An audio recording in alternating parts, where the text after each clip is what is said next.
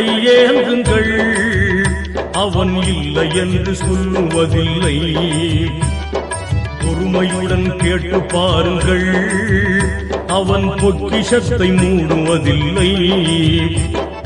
இறைவனிடம் கையேந்துங்கள், அவன் இல்லை என்று சொல்லுவதில்லை.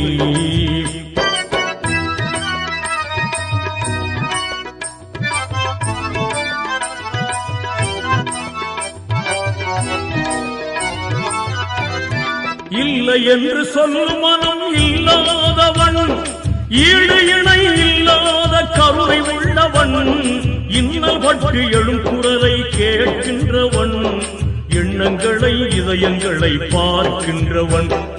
இறைவனிடம் கையேந்துங்கள், அவன் இல்லை என்று சொல்லுவதில்லை.